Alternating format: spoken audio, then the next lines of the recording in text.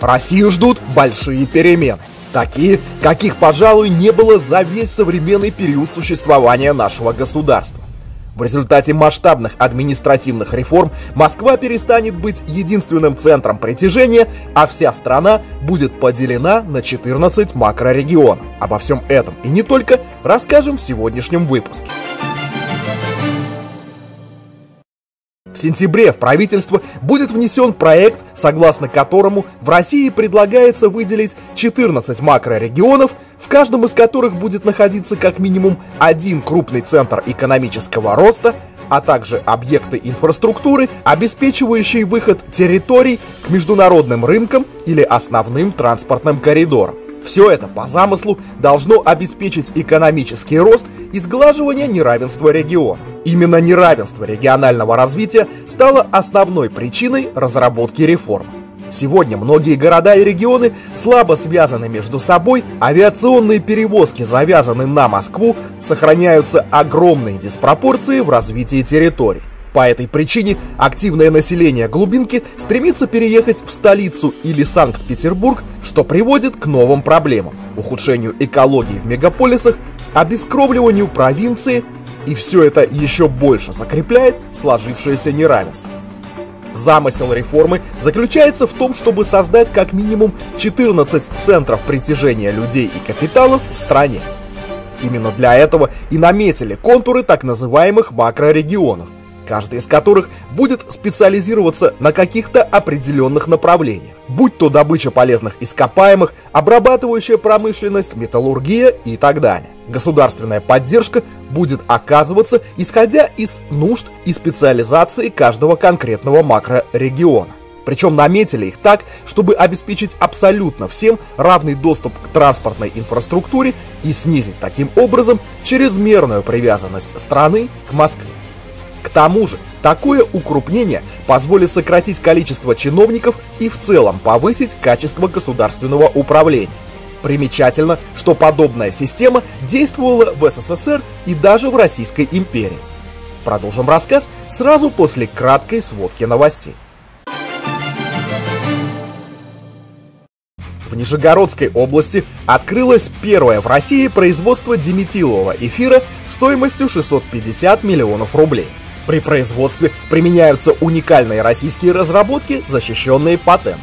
На Казанской ТЭЦ-1 досрочно запустили новый энергоблок стоимостью свыше 15,5 миллиардов рублей.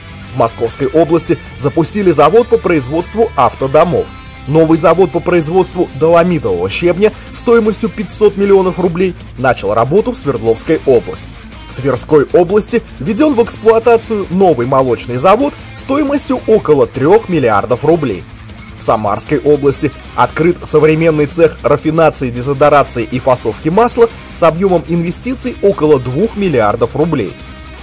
В Вологодской области новая сыроварня. В Сахалинской области открыт новый тепличный комплекс, на Камчатке новый рыбоперерабатывающий завод.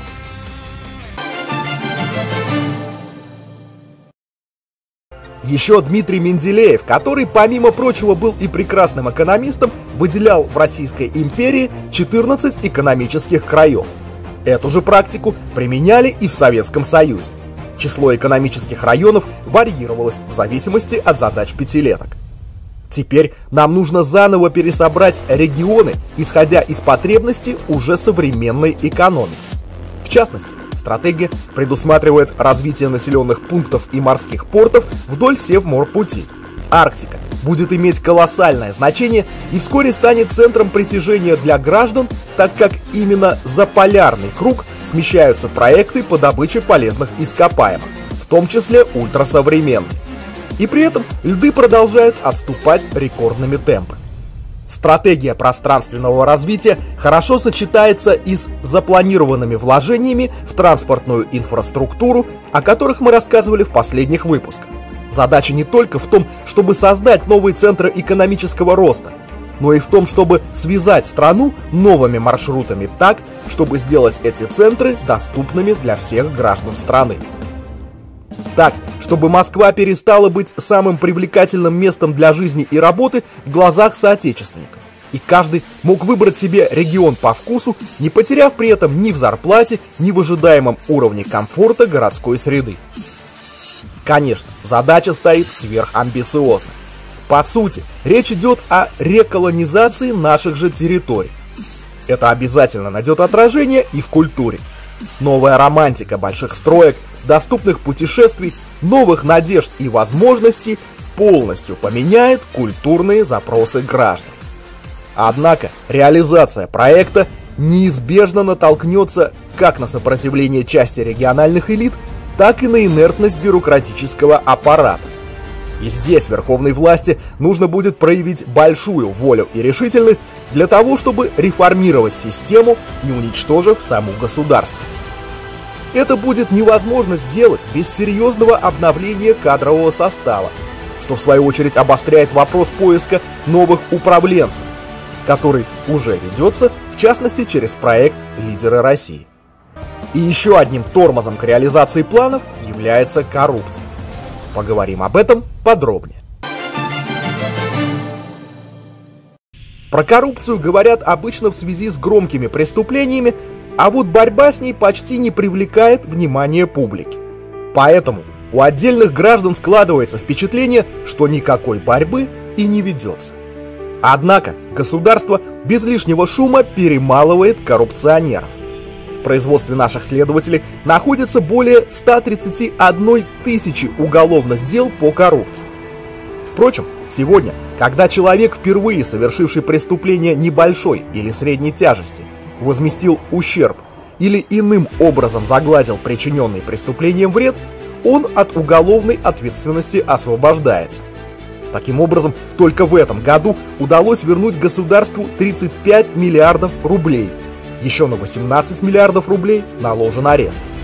За последние 3,5 года за коррупцию осуждено 4,5 тысячи сотрудников правоохранительных органов, более 400 депутатов регионального и муниципального уровня, а также почти 3000 должностных лиц органов госвласти, большинство из которых главы муниципальных образований и местных администраций.